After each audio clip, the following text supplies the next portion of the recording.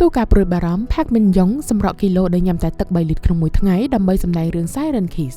បាកាសម្បូរដោយតូរីន Royal Jelly Ginseng និងវីតាមីនជាច្រើនទៀតដើម្បីជួយឲ្យអ្នកត្រៀមខ្លួនឆ្ពោះទៅកាន់ភាពជោគជ័យខ្លាយជាមនុស្សជោគជ័យជាមួយបាកាអ្នកគាំទ្របានបង្ហាញការព្រួយបារម្ភចំពោះសុខភាពផ្លូវកាយនិងផ្លូវចិត្តរបស់ផាក់មិនយ៉ុងក្រោយតារាសម្ដែងកូរ៉េរូបនេះបានព្យាយាមសម្រក់ទម្ងន់កម្រិតខ្ពស់ម្ដងហើយម្ដងទៀតសម្រាប់សម្ដែងរឿងនីមួយៗជាពិសេសរឿងភាគថ្មី Siren Kissនៅក្នុងសន្និសីទកាសែតសម្រាប់រឿង Siren Kiss ដែលបានធ្វើឡើងកាលពីថ្ងៃទី23ខែកុម្ភៈកន្លងទៅ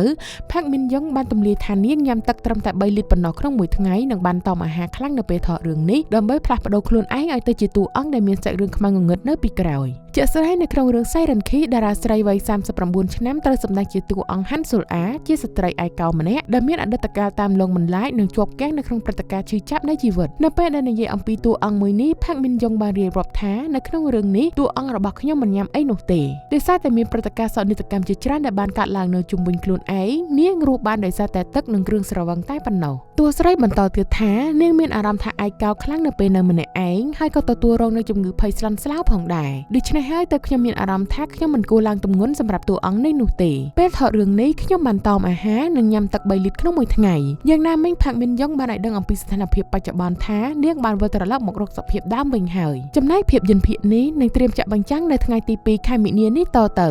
នៅលើបណ្ដាញសង្គមវិញអ្នកគាំទ្របានបង្ហាញការបារម្ភយ៉ាងខ្លាំងចំពោះផាក់មិនយ៉ុងដែលបានលើកឡើងថារូបភាពផ្សព្វផ្សាយសម្រាប់រឿងនេះបានបង្ហាញឲ្យឃើញថានាងមានសភាពស្គមស្គាំងទន់ខ្សោយនិងមើលទៅហត់នឿយខ្លាំងណាស់បើទោះបីជាការលះបង់ចំពោះអាជីពដែលជារឿងគួរឲ្យសរសើរក៏ដោយប៉ុន្តែអ្នកគាំទ្រជឿថាការធ្វើបែបនេះចំពោះរាងកាយក្នុងកម្រិតខ្លាំងម្ដងហើយម្ដងទៀតអាចនាំឲ្យមានផលវិបាកយូរអង្វែងទាំងផ្នែករាងកាយនិងផ្លូវចិត្តខណៈមានការចោទសួរថាតើតារាសម្ដែងម្នាក់ពិតជាចាំបាច់ត្រូវតែធ្វើបាបរាងកាយខ្លួនឯងដើម្បីបង្ហាញការតាំងចិត្តនៅក្នុងការសម្ដែងជាតួអង្គមួយបែបនេះឬក៏យ៉ាងណាគួរឲ្យដឹងផងដែរថានេះមិនមែនជាលើកទី1នោះឡើយដែលតារាសម្ដែងរូបនេះដាក់សុខភាពខ្លួនឯងនៅក្នុងហានិភ័យដើម្បីឲ្យស័ក្តិសមទៅនឹងតួអង្គដែលខ្លួនត្រូវសម្ដែងកាលពីថតរឿង Marry My Husband នាងបានធ្វើឲ្យសាធារណជនមានការភ្ញាក់ផ្អើលដោយសម្រក់ទម្ងន់មកត្រឹមតែ37គីឡូក្រាមដើម្បីដើរតួជាអ្នកជំងឺមហារីកតួឯកស្រីរូបនេះបានរឹតបន្តឹងរបបអាហាររបស់ខ្លួនយ៉ាងខ្លាំងដោយ KBI Zoom បានចុះផ្សាយថានៅពេលនោះនាងទទួលទានតែភេសជ្ជៈដែលមានជាតិអ៊ីយ៉ុងដើម្បីរក្សារូបរាងនិងអាចបន្តជីវិតរស់នៅ